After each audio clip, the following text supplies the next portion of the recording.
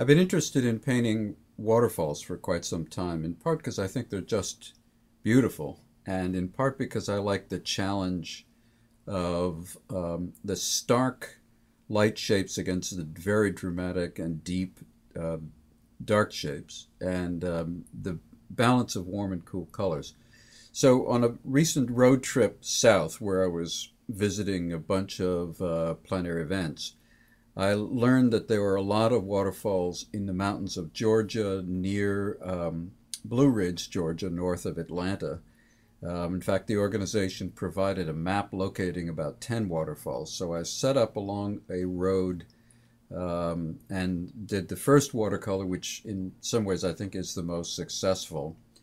And then I drove further north to waterfalls that are in state parks, including this very dramatic waterfall that goes quite a long distance down. So it was a little too much for me to try to tackle, so I just focused on the top portion of it.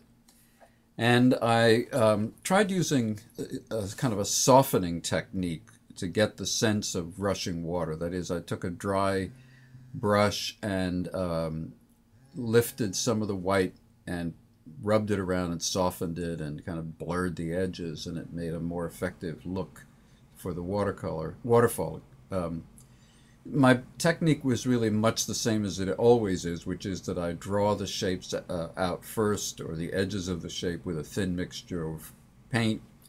Then I block in the big shapes, and then I focus in on the smaller areas. You'll note that I put quite a lot of color in the water. It's not quite as white as you might think when you first look at it. There's a lot of blue and yellow and green in it. And then the strong white is only on the tops, and even that has a certain amount of color in it.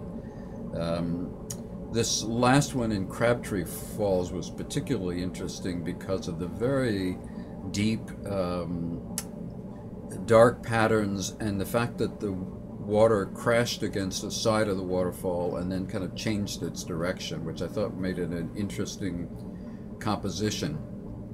So I deepened the colors on the right-hand side, pushing them towards a very cool green, purple, dark mixture, lighten them up a bit on the left, and again, it helped to kind of throw this composition from the left to the right shift. You see right there is the area where the water crashes into the side and changes direction.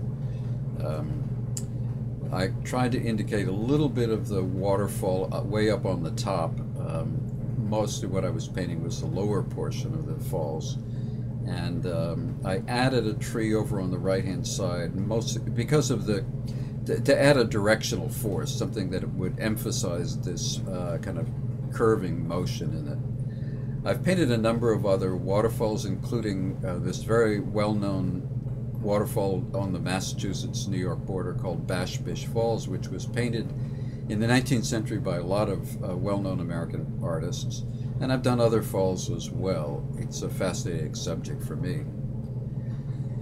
You can read about more outdoor painting in Plein Air magazine, which I edit, and visit our website